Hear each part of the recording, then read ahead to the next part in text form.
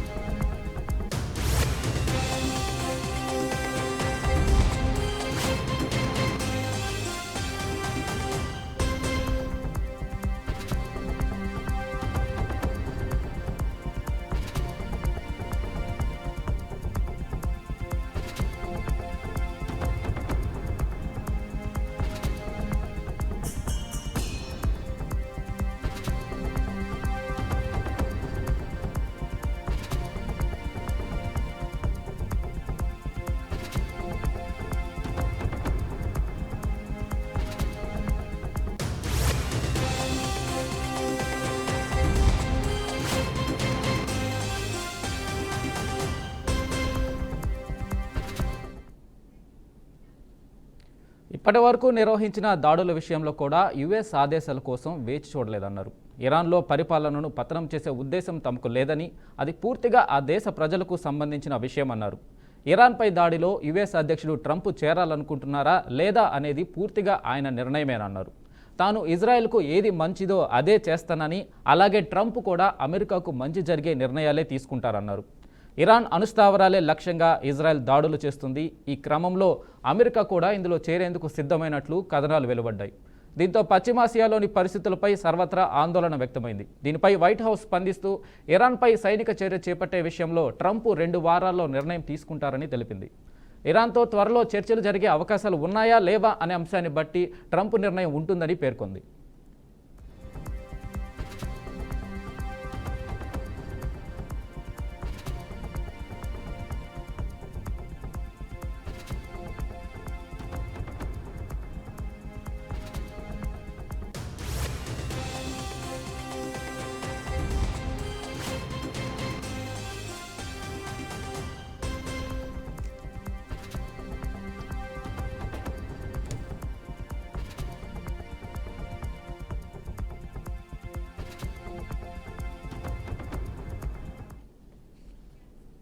ఇక దీనిపై మనతో మాట్లాడడానికి అనలిస్ట్ ప్రొఫెసర్ శేషు గారు ఉన్నారు. ఆయనతో మాట్లాడదాం. శేషు గారు నమస్తే అండి.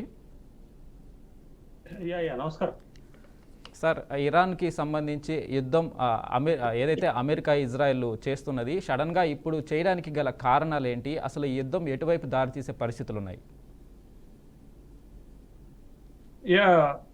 ఇరాన్ ఇజ్రాయెల్ మధ్య జరుగుతున్నటువంటి వైమానిక దాడులు యుద్ధంగా పూర్తి స్థాయి యుద్ధంగా మారేటటువంటి ఛాయలే స్పష్టంగా కనపడుతుంది.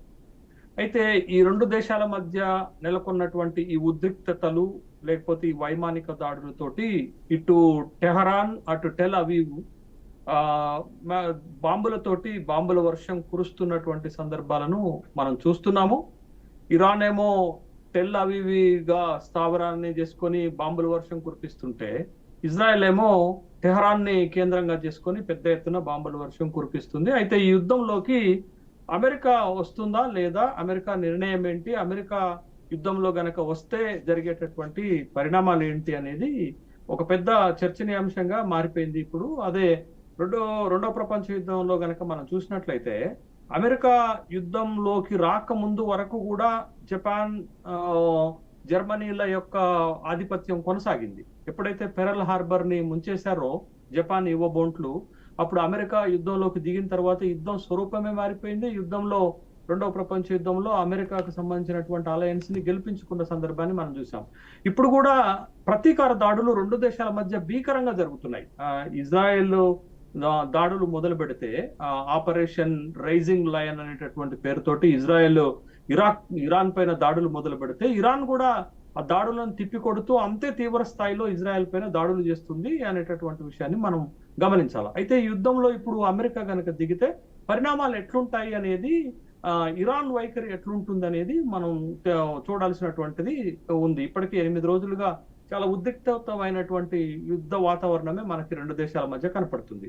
అయితే దీంట్లో అసలు ప్రధానంగా ఉన్నటువంటి అంశం ఏంటి అని అంటే, ఇజ్రాయెల్ గత 3 సంవత్సరాలుగా గాజాలో ఉన్నటువంటి హమాస్ తీవ్రవాదులను ఏరివేసేటటువంటి కార్యక్రమాన్ని చేపట్టింది.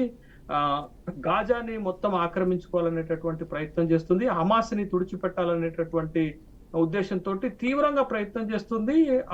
కొంతమేరకు సక్సెస్ అయినటువంటి సందర్భాలు కూడా మనం చూసాం. అయితే హమాస్ వెనకాల గట్టిగా నిలబడ్డది ఇరాన్ నిలబడ్డది. అంటే ఇరాన్ హమాస్ వైపు గనక నిలబడకపోతే ఎప్పుడో గాజా ఇజ్రాయెల్ వశం అయిపోయేది. కాబట్టి హమాస్ తో వెనకాల ఇరాన్ నిలబడుతుంది కాబట్టి ఇరాన్ పైన కూడా ఇజ్రాయెల్ కక్ష పెంచుకోవటం, ఇరాన్ గాజా హమాస్ పక్కన ఉన్నంత కాలం ఈ ఇబ్బందులు తప్పవనేటటువంటి ఉద్దేశానికి వచ్చింది. కాబట్టి ఇప్పటి వరకు ఇరాన్ అణ్వస్త్ర రహిత దేశంగా ఉంది. ఒకవేళ ఇరాన్ గనక అణ్వస్త్ర ఆయుధాలను గనక సమకూర్చుకోగలిగితే, అణు ఆయుధాలను గనక, అణుబాంబులను గనక సమకూర్చుకోగలిగితే అది ఇజ్రాయెల్ భద్రతకు ముప్పు అనేటటువంటి ఒక అభిప్రాయానికి వచ్చిన ఇజ్రాయెల్ ఇరాన్ పైన పెద్ద ఎత్తున దాడులు చేస్తుంది అనేటటువంటి విషయాన్ని మనం గమనించాలి. ఇరాన్ లో ఉన్నటువంటి అణు కేంద్రాల పైన ప్రధానంగా ఇప్పుడు ఇజ్రాయెల్ దాడులు చేస్తుంది. ఇప్పటికే ఇరాన్ లో ఉన్నటువంటి ప్రధాన అణు కేంద్రాలతోటి నతాంజ్, ఇస్ఫహాన్ లాంటి అణు కేంద్రాలను ధ్వంసం చేశారు.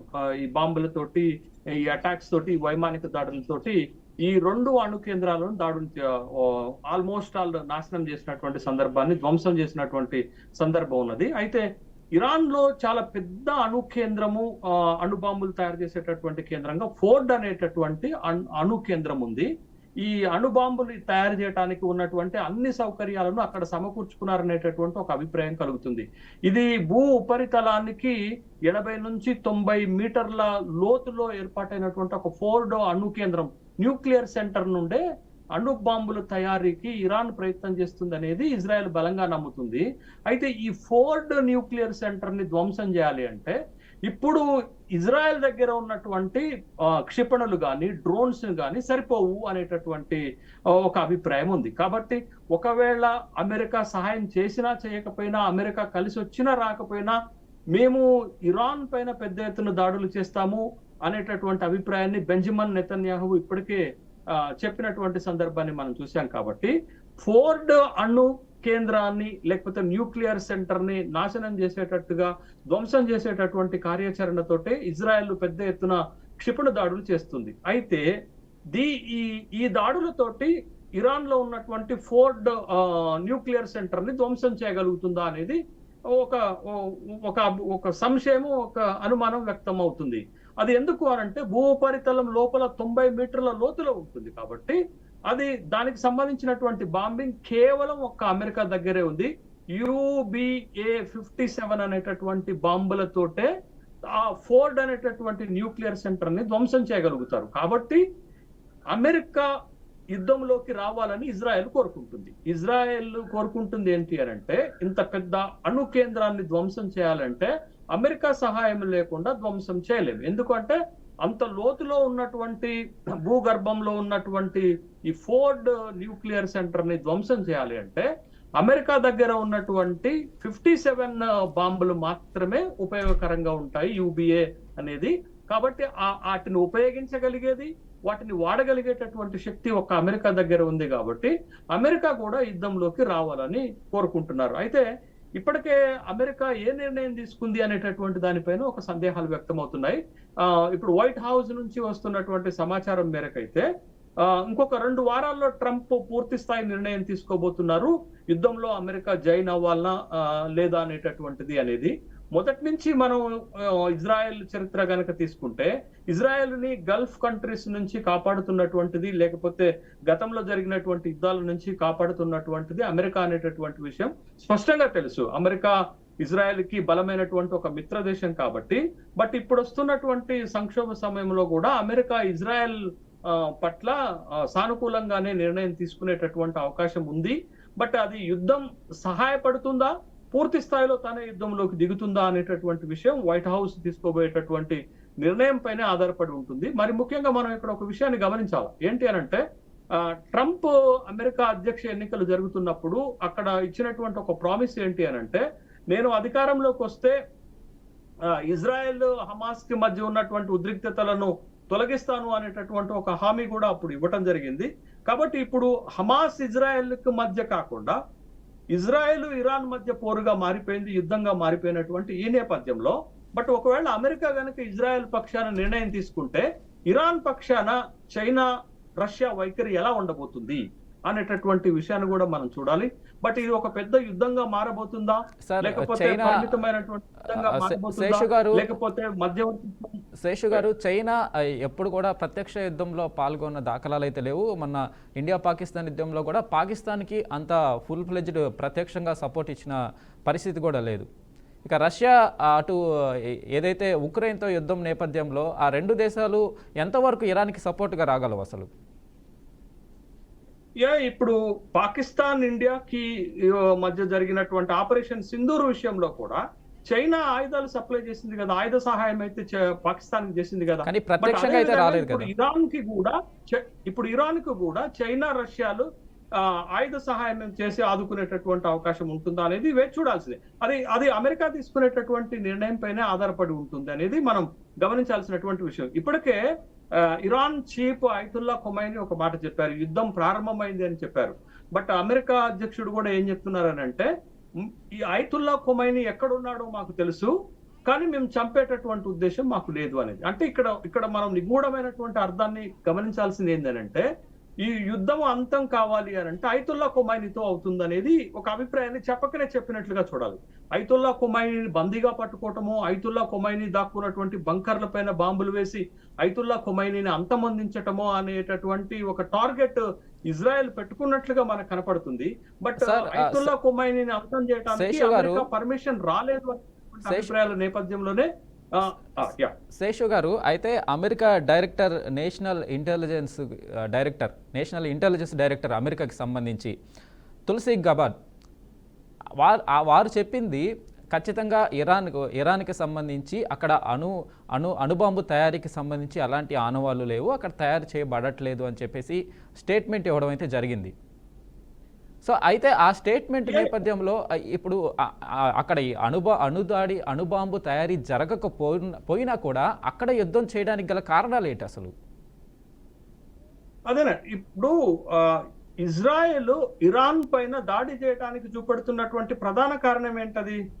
ఇరాన్ అణుబాంబుల తయారీకి అణు విద్యుత్ కేంద్రాల ద్వారా అణుబాంబు తయారు చేసుకుంటుంది కాబట్టి అది భవిష్యత్తులో మా భద్రతకు ముప్పు ఏర్పడేటటువంటి అవకాశం ఉంది కాబట్టి ఇరాన్ లో ఉన్నటువంటి అణు కేంద్రాలను ధ్వంసం చేయటమే లక్ష్యంగా మేము ఈ ఆపరేషన్ రైజింగ్ లయన్ అనేటటువంటి కార్యక్రమాన్ని చేపట్టిందని ఒకవైపు చెప్తుంటే, మరొక వైపు అగ్రరాజ్యం అమెరికా భద్రతా సలహాదారైనటువంటి తులసి గబార్డ్ అక్కడ అణుబాంబులు తయారు చేసేటటువంటి ఆనవాళ్లు ఏమీ కనిపించట్లేదు అని చెప్పటం ఒక కాంట్రడిక్షన్ గా మనం చూడాలి.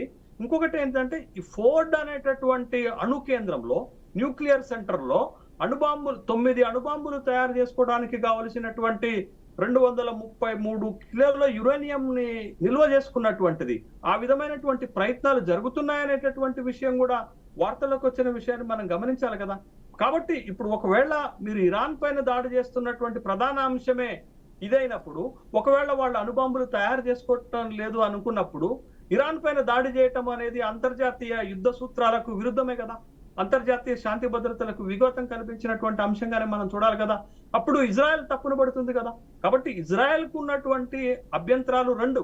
ఒకటి, హమాస్ కి వెన్నుదన్నగా ఇరాన్ నిలబడుతుంది ఒకటైతే, రెండోది ఇరాన్ గనక అణ్వాయుధాలు సమకూర్చుకుంటే భవిష్యత్తులో అది ఇజ్రాయెల్ భద్రతకు దెబ్బ అనేటటువంటి ఒక అభిప్రాయానికి వచ్చిన నేపథ్యంలోనే ఈ టెన్షన్స్ రెండు దేశాల మధ్య జరుగుతున్నాయి అనేటటువంటి విషయాన్ని మనం గమనించాలా. మీరు ఇంకొక విషయం చూడండి, మీకు హమాస్ పైన ఇజ్రాయెల్ పెద్ద ఎత్తున దాడులు చేస్తున్నప్పుడు హమాస్ చీఫ్ ఇరాన్ నూతన అధ్యక్షుడు ప్రమాణ స్వీకార కార్యక్రమానికి వెళ్తే మొసాద్ అనేటటువంటి గూఢచార సంస్థతోటి ఇజ్రాయెల్ హమాస్ చీఫ్ ని ఇరాన్ లోనే చంపేసింది.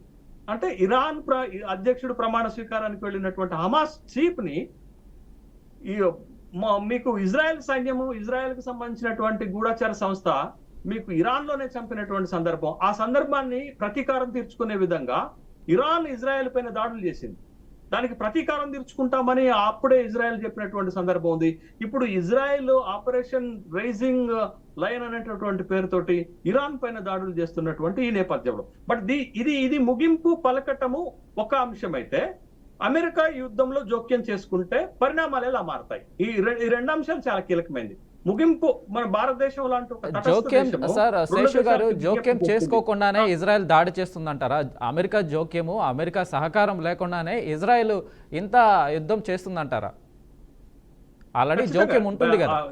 ఇజ్రాయెల్ ప్రధాని బెంజమిన్ నెతన్యాహు చాలా స్పష్టంగా ఏం చెప్తున్నారంటే, అమెరికా అనుమతి ఉన్నా లేకపోయినా మేము ఇరాన్ పైన దాడి చేస్తాము, అమెరికా మాతో కలిసి వచ్చినా రాకపోయినా. అమెరికా లేకుండా బెంజమిన్ నెతన్యాహు సార్ సొంతంగా బెంజమిన్ నెతన్యాహుకి అమెరికా సపోర్ట్ లేకుండా, అమెరికా వద్దన్నా కూడా అమెరికాని కాదని, ముఖ్యంగా ట్రంప్ని కాదని ఇరాన్ మీద దాడి చేసేంత ధైర్యము, అంత శక్తి ఇజ్రాయెల్కు ఉందా అసలు? అదే పైకి బెంజమిన్ నెతన్యాహు గాంభీర్యాన్ని ప్రదర్శిస్తున్నప్పటికీ కూడా ఇంకొక 12 రోజులకు సంబంధించి 12 రోజులు యుద్ధం కొనసాగించడానికి మాత్రమే ఇజ్రాయెల్ దగ్గర ఆయుధాలు సరిపోతాయనేటటువంటి ఒక వార్త కూడా బయటకు వస్తున్నటువంటి నేపథ్యంలో ఇదే యుద్ధాన్ని, ఇదే వైమానిక దాడులని ఇరాన్ పైన కొనసాగించాలి అని అంటే ఖచ్చితంగా అమెరికా సహాయం లేకుండా ఇజ్రాయెల్ ఇరాన్ పైన దాడులు బలంగా చేసేటటువంటి అవకాశాలు కనిపించడం లేదు. కాబట్టి అసలు ఎందుకు సార్, అంటే అమెరికాకి ఇజ్రాయెల్ కి సంబంధించి ఇరాన్ నుంచి ఏమి కావాలి అంటే అణుబాంబు తయారీకి సంబంధించి నిలుపుదల అనేది ఖచ్చితంగా అక్కడ అణుబాంబు తయారీ లేదని చెప్పేసి అక్కడ ఇంటెలిజెన్స్ డైరెక్టర్ జనరల్ చెప్తుంది. సో అణుబాంబుని పక్కన పెడితే ఇంకా ఏం ఆశిస్తున్నాయి అమెరికా కావచ్చు, ఇజ్రాయెల్ కావచ్చు, ఇరాన్ నుంచి ఏం ఆశిస్తున్నాయి అసలు? అంటే ఇరాన్ని ధ్వంసం చేయాలనుకుంటున్నాయా, లేదు అని అంటే ఏదైనా ఆశించి అంటే చర్చలకు వచ్చినా కూడా ఏం ఆశిస్తున్నాయి అసలు? ఇప్పుడు ఇరాక్ సద్దాం హుసేన్ చంపినప్పుడు ఏం ఆశించారు? మీరు కల్నల్ గడాఫీని లిబియాలో చంపినప్పుడు ఏం ఆశించారు? సిరియాలో అంతర్యుద్ధంతో అల్ బషీర్ దేశం విడిచి పారిపోయినప్పుడు అక్కడ ఉన్నటువంటి ఉగ్రవాద సంస్థలు ఆ దేశ అధికారాన్ని సాధించుకున్నప్పుడు ఏం ఆశించారనేది మనం స్పష్టంగా గమనించాలి.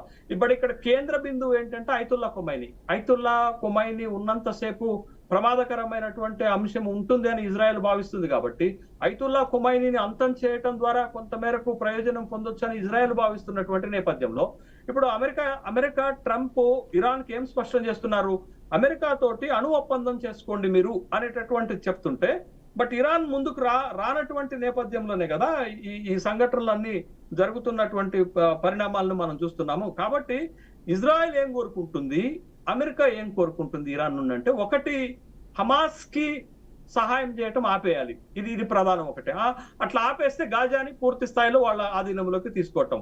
రెండోది, మీరు చేస్తున్నటువంటి అణుబాంబుల తయారీ ప్రయత్నాలు, అణు కేంద్రాలు ఏర్పాటు అన్నిటిని ఆపు చేయాలి. మా అమెరికా తోటి అణు ఒప్పందానికి సంబంధించినటువంటి ఒప్పందం చేసుకోవాలి, న్యూక్లియర్స్ కి సంబంధించినటువంటి అగ్రిమెంట్స్ చేసుకోవాలి అనేటటువంటి ఒక ప్రతిపాదనలు ముందు పెడుతున్నప్పటికీ కూడా ప్రపంచం మొత్తానికి ఇది కనపడేటటువంటి అంశం అయితే, కనపడనటువంటి అంశం ఏంటంటే ఐతుల్లా ఖొమైనీని నిర్వీర్యం చేయటం ద్వారా, ఐతుల్లా ఖొమైనీని పరిపాలన నుంచి దింపటం ద్వారా ఇరాన్ ని బలహీనపరచొచ్చు అనేటటువంటిది అక్కడ ఒక అభిప్రాయం. అందుకే కదా బెంజమిన్ నెతన్యాహు ఒక మాట చెప్తున్నారు, ఇరాన్ పాలనా వ్యవహారాల్లో మేము జోక్యం చేసుకోము, అది ఆ దేశ ప్రజలకు సంబంధించినటువంటి అంశం. అది ఎవరైనా అడిగారా? అడగకపోయినా బెంజమిన్ నెతన్యాహు ఎందుకు చెప్పారు? ఇంకొక కీలకమైనటువంటి అంశం ఇక్కడ ఏంటి అని అంటే, ఇదే యుద్ధం గనక ఇట్లా కొనసాగితే, ఒకవేళ ఇరాన్ గనక తీవ్రమైనటువంటి చర్యలు తీసుకునేటటువంటి క్రమంలో మీకు హార్మోజ్ జలసంధి ఇప్పటికే ఒక వార్నింగ్ కూడా ఇస్తుంది ఇరాన్, హార్మోజ్ జలసంధిని మూసివేస్తామని. ఒకవేళ హార్మోజ్ జలసంధిని గనక మూసివేస్తే 25% చమురు వ్యాపారం జరిగేటటువంటి, ఆయిల్ వ్యాపారం జరిగేటటువంటి అంతర్జాతీయ విపణి దాన్ని మూసివేస్తే ప్రపంచవ్యాప్తంగా కూడా ఒక ఆయిల్ సంక్షోభం ఏర్పడుతుంది అనేటటువంటి సార్ విషయాన్ని మీరు మనం అనేది అంటే గమనించాలి. అమెరికా ఖురైనీని చంపడమే లక్ష్యంగా యుద్ధం చేస్తుందంటారా? ఖచ్చితంగా అంటే దానికి సంబంధించి ఎక్కడ ప్రకటన కూడా అమెరికా నుంచి వైపు నుంచి కానీ ఎక్కడి నుంచి కూడా రాలేదు కదా. ఎందుకు అంటే ఖురైనీని చంపడం వల్ల ఇరాన్ సంబంధించి అమెరికాకి లొంగిపోతుంది అనుకోవచ్చా? ఖచ్చితంగా ఇప్పుడు ఖొమైనీ లాంటి ఒక బలమైనటువంటి లీడరు, ఇరాన్ ని ఒక బలంగా ఉంచుతున్నటువంటి లీడర్షిప్ ని అంతం చేస్తే ఆ దేశ స్థైర్యాన్ని దెబ్బతీయొచ్చు. ఆ లీడర్షిప్ ని అంతం చేస్తే తర్వాత వచ్చేటటువంటి లీడర్స్ ని లొంగ తీసుకోవచ్చు అనేటటువంటి ఒక అభిప్రాయం ఉంటుంది. ఇరాక్ లో జరిగింది ఏంటది? సద్దాం హుసేన్ ఉన్నంత కాలం ఆ దేశాన్ని ఆ దేశంలోకి జొరబడటం వీళ్ళకి సాధ్యం కాలేదు కదా. సద్దాం హుసేన్ ని అంతమొందించిన తర్వాతనే కదా అక్కడ వీళ్ళకి సంబంధించినటువంటి ప్రభుత్వాలు ఏర్పాటవుతున్నాయి అనేటటువంటి విషయాన్ని. బట్ అదే తరహాలో అదే మోడ్ లో కానీ ఇరాన్ కూడా సార్ మీరు అన్నట్లు అమెరికా సద్దాం హుస్సేన్ ని హతమార్చింది, గడాఫీని హతమార్చింది, ఇప్పుడు ఖురైనీని ఇరాన్ ఈ నియంతని హతమారుస్తుంది. కానీ ఒకవైపు వాళ్ళని హతమార్చాలి, ఇస్లామిక్ టెర్రరిజాన్ని నిర్మూలించాలి అంటూనే పాకిస్తాన్ జనరల్ ఆసిఫ్ మునీర్కి వైట్ హౌస్లో ఆతిథ్యం ఇస్తుంది. అంటే వాళ్ళకి ఈయనకి ఏమి తేడా ఉంది అసలు? అదే ఆసిఫ్ మునీర్ ని ఆర్మీ డే కి అతిథిగా కూడా పిలిచి సత్కరిస్తున్నారు. ఆసిఫ్ మునీర్ వ్యవహార శైలి వల్లనే కదా పాకిస్తాన్ లో టెర్రరిస్ట్ క్యాంపులు ఏర్పాటవుతుంది, టెర్రరిజాన్ని ప్రోద్బలం చేస్తుంది. అంటే ఒక టెర్రరిస్ట్ సంస్థలకి కొమ్ము కాసేటటువంటి ఒక పాకిస్తాన్ ఆర్మీ చీఫ్ ని పిలిపించుకొని మీకు అతిథి మర్యాదలు చేసి, డిన్నర్లు చేసి, లంచ్లు చేసి, అతన్ని గౌరవించి ఆర్మీ డేకి అతిథిగా పిలుచుకున్నటువంటి వైఖరిని ప్రదర్శించటమే కాదు, ఇదే అమెరికా చలవతోటి, ఇదే అమెరికా ప్రోద్బలంతో, సహకారంతో ఇవాళ భద్రతా మండలిలో పాక్షిక మన టెంపరరీ మెంబర్షిప్ ని తీసుకోగలిగారు పాకిస్తాన్. తర్వాత ADB IMF లో నుండి రుణ సహాయం పొందగలిగారు ఇదే అమెరికా సహాయంతో. అదే అత్యంత ముఖ్యమైనది ఏంటంటే ఉగ్రవాద నిరోధక వైస్ చైర్మన్ పదవికి కూడా పాకిస్తాన్ ని ఎంపిక చేసినటువంటి సందర్భాన్ని భద్రతా మండలిలో చూసిన ఐ లవ్ యూ పాకిస్తాన్ అన్నాడు sir Trump. I love you Pakistan అని అన్నాడు. మనం ఏదైతే మోడీ ఏదైతే ట్రంప్ ఇద్దరు మిత్రులు, ఇండియాకి అమెరికా మంచి మిత్ర దేశం అని మనం పొంగిపోతున్నాం, బీజేపీ గొప్పగా చెప్పుకుంటుంది. కానీ Trump I love you Pakistan అన్నాడు. ఐ లవ్ యూ పాకిస్తాన్ కాదు, పాకిస్తాన్ ఆసిఫ్ మునీర్ ని భారత ప్రధానిని సమానంగా చూశాడు. అంటే ఒక ఉగ్రవాద దేశాన్ని, ఒక ఉగ్రవాద బాధిత దేశాన్ని సమానంగా చూసేటటువంటి ఒక గొప్ప సహజ జనరల్ ని, ఆయన ప్రైమ్ మినిస్టర్ కాదు, జస్ట్ జనరల్ అంతే, చేసుకోవాల్సినటువంటి అవసరం ఉంది. ఒక జనరల్ ని ప్రైమ్ మినిస్టర్ స్థాయికి ఈక్వల్ గా చూశాడు. అదే కదా ఇప్పుడు అభ్యంతరం ఏంటి అనేది మనం గమనించాలా. ఒక పాకిస్తాన్ లాంటి ఒక చిన్న దేశాన్ని, 34 కోట్ల జనాభా తిప్పి కొడితే లేనటువంటి పాకిస్తాన్ ని ఇంత పెద్ద ప్రపంచ మార్కెట్ ని శాసించేటటువంటి భారతదేశంతో సమానంగా ఈక్వలైజేషన్ చేసి చెప్పటం, రెండు సమానమైన అణ్వస్త్ర ఆయుధాలు కలిగినటువంటి దేశాలు యుద్ధాన్ని ఆపేసుకోవటం, సంతోషం, ఆ యుద్ధాన్ని నేనే ఆపాను, ఏంటి ఈ ప్రవచనాలన్నీ కూడా? ఏంటి ఇది? భారతదేశ స్థాయిని తగ్గించేటటువంటి విధానం దీంట్లో కనపడట్లేదా? Right sir, thank you Seshu గారు. ఖచ్చితంగా మీరు అన్నది ఖచ్చితంగా మేము ఏకీభవిస్తాం. థ్యాంక్ యూ అండి శేషు గారు, మీ విశ్లేషణ అందించినందుకు. ఏదైతే ఇరాన్ ఇజ్రాయెల్కి సంబంధించి ఆ యుద్ధం కొనసాగుతున్న నేపథ్యంలో ఎలాంటి పరిణామాలు ఎదురవుతాయి, ప్రపంచం దీన్ని ఎలా ఎదుర్కోబోతుంది, అమెరికా కానీ రష్యా, చైనా, ఇండియా కూడా ఎలాంటి భాగస్వామ్యం అవుతాయి, ఎలాంటి ఇబ్బందులు ఎదురవుతాయి యుద్ధం వల్ల అనేది కూడా ప్రపంచమంతా ఆందోళన వ్యక్తం అవుతా ఉంది. సో ఇది ఇవాల్టి BRK in depth. Keep watching BRK.